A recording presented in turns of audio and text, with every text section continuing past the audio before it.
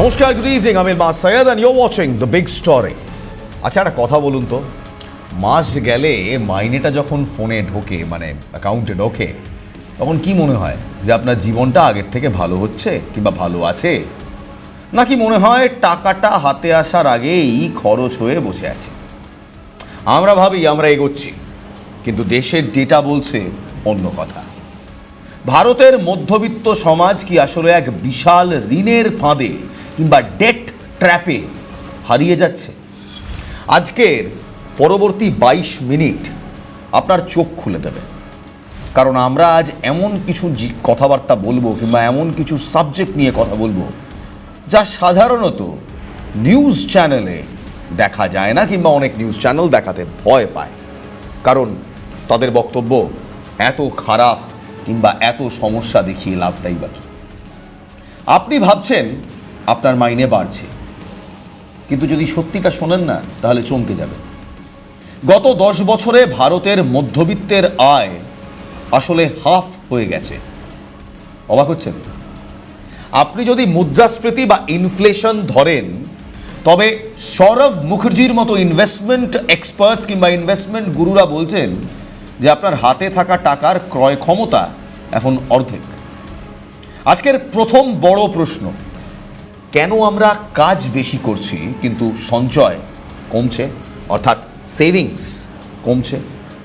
এর উত্তরটা লুকিয়ে আছে আমার আপনার ড্রয়িং রুমের সোফায়। সরকার বলছে জিএসটি কালেকশন রেকর্ড ভেঙে 2.09 লাখ ক্রোড়সে পৌঁছেছে, অর্থাৎ 2.09 লাখ কোটি টাকাতে পৌঁছেছে।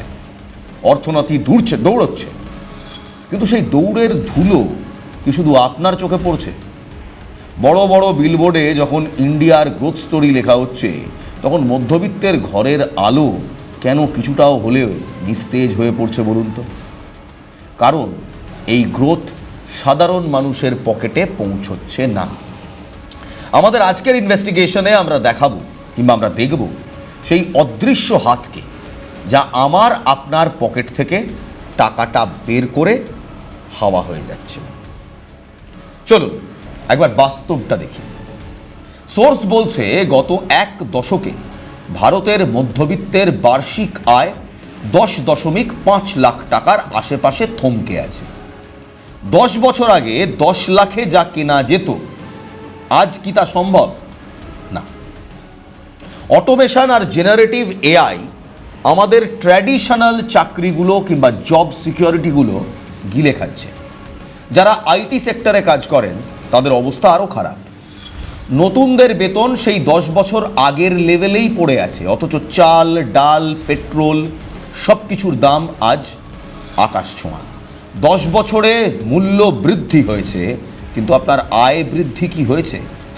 এন্ট্রি পয়েন্ট স্যালারি কোন ইন্ডাস্ট্রির গত 10 বছরে বেড়ে মুদ্রাস্ফীতি কিংবা ইনফ্লেশনকে ছুঁতে পেরেছে একটু ভাবুন তো।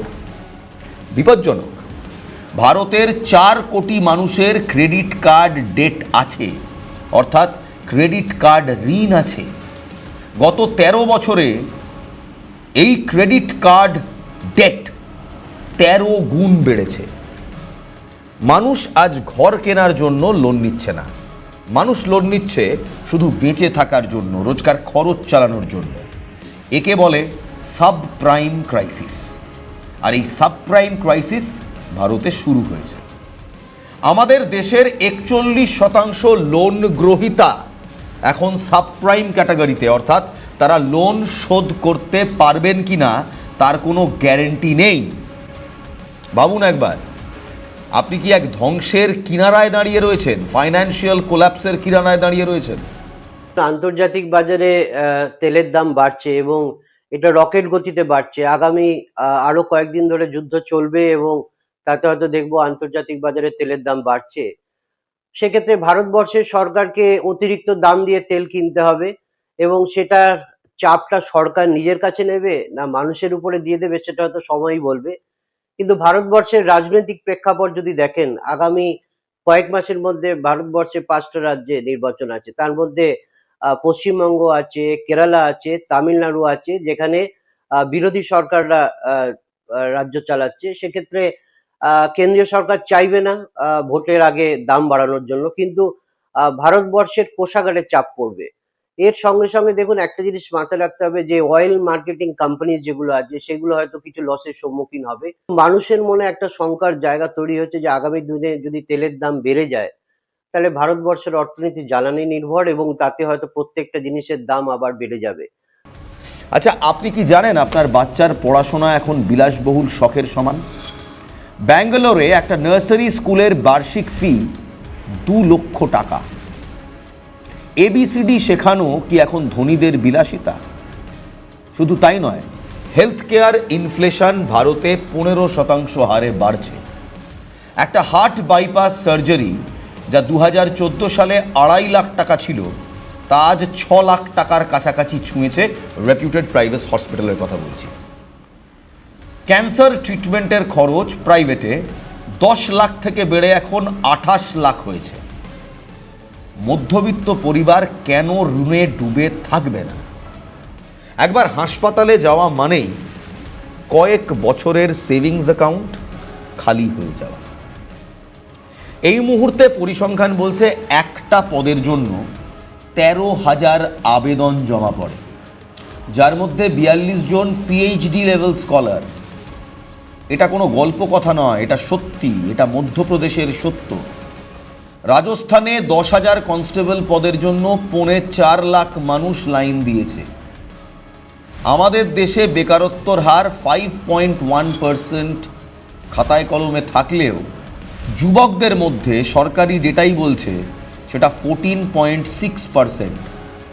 আর আরবান কিংবা শহর এলাকায় মহিলাদের মধ্যে এই বেকারত্বের হার 25.7%। আমরা ঠিকই, আমরা ফাস্টেস্ট গ্রোয়িং ইকোনমি, এই তকমা আমরা পেয়েছি, কিন্তু সেই গ্রোথ কর্মসংস্থান কি দিচ্ছে? IT সেক্টরে একা নিয়োগ কমেছে 20 থেকে 30%। মধ্যবিত্তর চিরকালের ভরসা ছিল সেভিংস বা সঞ্চয়, কিন্তু RBI বলছে গত 50 বছরে ভারতের হাউসহোল্ড সেভিংস এখন সর্বনিম্ন স্তরে। মানুষ সঞ্চয় ভেঙে খাচ্ছে, এমনকি সোনা পর্যন্ত বন্ধক রাখার হার 77% বেড়ে গিয়েছে। আমাদের সমাজে সোনা বন্ধক রাখা মানে লজ্জার বিষয়, কিন্তু যখন অন্য কোনো পথ খোলা থাকে না, তখন আমজনতা কি করবে? আজ আমরা এমন এক মোড়ে দাঁড়িয়ে যেখানে পকেটে টাকা নেই, কিন্তু আমাদের মাথার ওপর EMI এর পাহাড় রয়েছে।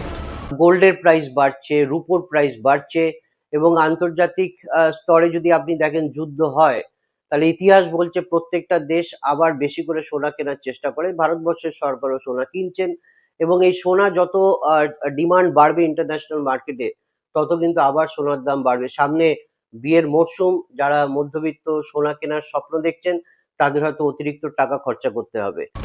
এটা কিন্তু আমার আপনার সবার জন্য প্রযোজ্য। 2019 সালে সরকার কর্পোরেট ট্যাক্সে কামিয়েছিল এই আশায়, কিংবা কর্পোরেট ট্যাক্স কমিয়েছিল এই আশায় যে তারা চাকরি বাড়াবে, কর্পোরেটরা চাকরি বাড়াবে। কিন্তু কি হলো? শুধু সিইওদের মাইনে বাড়ল, সাধারণ মানুষের কপালে জুটল ছাঁটাই। সরকার GST থেকে রেকর্ড আয় করেছে, কিন্তু মধ্যবিত্ত উন্নত রাস্তা, ভালো স্কুল বা পরিষ্কার বাতাস কি পেয়েছে? আমরা আসলে ট্যাক্স দিচ্ছি ইউরোপের মতো, কিন্তু আমরা পরিষেবা পাচ্ছি সেই থার্ড ওয়ার্ল্ড স্টেটের মতো। এই পুরো পরিস্থিতিকে অর্থনীতিবিদরা বলছেন ইকোনমিক টাইম বম্ব। আমাদের হাতে মাত্র 30 থেকে 33 বছর সময় আছে ভারতের এই বিশাল যুবশক্তিকে কাজে লাগানো। যদি এই সময়ের মধ্যে আমরা মধ্যবিত্তের পকেটে টাকা না ফেরাতে পারি, তবে ভারত ধনী হওয়ার আগেই বুড়ো হয়ে যাবে। Ageing before becoming rich. কিন্তু আসল প্রশ্ন হলো, এই টাইম বম কি এখনই ফাটতে শুরু করেছে? সরকার হয়তো সব সমস্যার কিংবা সব সময় সব সমস্যার সমাধান করবে না, তাই আপনার পরিবারকে সুরক্ষিত রাখার দায়িত্ব একান্তভাবেই আপনার। 10 কোটি মানুষ প্রতি বছর দারিদ্র্যের নিচে তলিয়ে যায় শুধুমাত্র মেডিকেল বিলের চাপে। তাই অন্তত হেলথ আর টার্ম ইন্স্যুরেন্স নিয়ে নিজেকে সুরক্ষিত রাখাটা এখন আর বিলাসিতা নয়, প্রয়োজনীয়তা। কিন্তু ব্যক্তি হিসেবে আমরা কতটা লড়ব? এই সিস্টেম কি আমাদের শুধু লোন নিতেই উৎসাহ দেবে? লোন রিকভারি এজেন্টদের জুলুম কি বাড়তেই থাকবে? আমাদের যে তেলের ভান্ডার, সেই তেলের ভান্ডারটা কিন্তু খুব কম লিমিটেড দিনের জন্য থাকে। আমাদের আগামী দিনে তেল কিনবার জন্য আমাদের পরিকল্পনা কি হবে? কারণ মধ্যপ্রাচ্যের দেশগুলো কিন্তু সারা বিশ্বের যে তেলের যে রিকোয়ারমেন্ট হয় তার প্রাণকেন্দ্র। এবং আপনারা যদি দেখেন, আমরা এখন আমেরিকার চাপে রাশিয়ার থেকে তেল কেনা কমিয়ে দিয়েছি। আগামী দিনে সস্তায় তেল কিনতে গেলে কিন্তু আবার আমাদেরকে রাশিয়ার মুখাপেক্ষী হয়ে থাকতে হবে। এবং সেক্ষেত্রে আবার ট্রাম্প সরকার যদি রেগে যান, তাহলে হয়তো আবার শুল্ক যুদ্ধ চালু হবে। তো ভারতবর্ষের অর্থনীতিতে অনেকগুলো প্রেক্ষাপট আছে আগামী কয়েকদিন খুব চ্যালেঞ্জিং, এবং আমার মনে হয় সরকার নজর রাখছেন যে আগামী দিনে ভারতবর্ষের জনগণকে কিভাবে সুরাহা দেওয়া যায় এবং এই যুদ্ধের আঁচ থেকে কিভাবে বাঁচিয়ে রাখা যায়। 2026 সালের অ্যালগোরিদম আমাদের যাই দেখাক না কেন, গ্রাউন্ড রিয়ালিটি হলো মধ্যবিত্ত সমাজ আর চাপে পিষ্ট।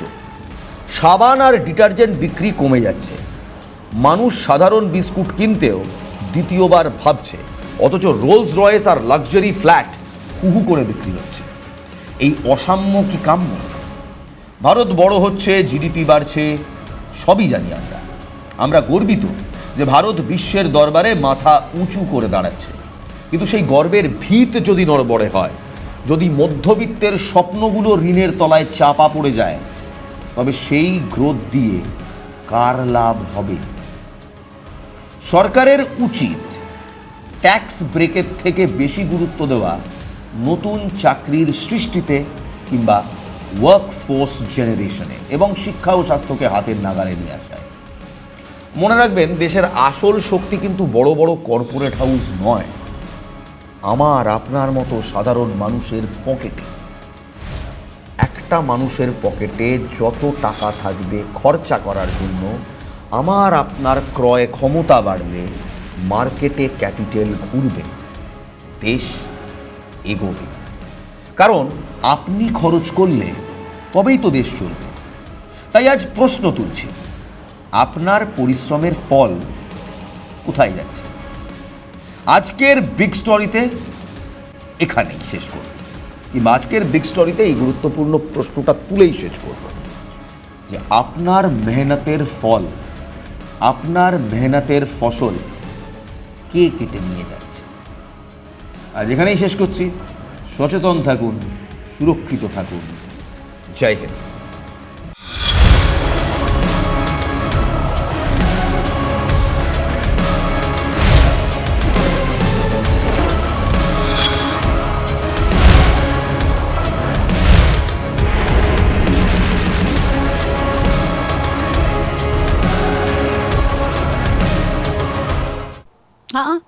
আগে হাত ধুয়ে এসো।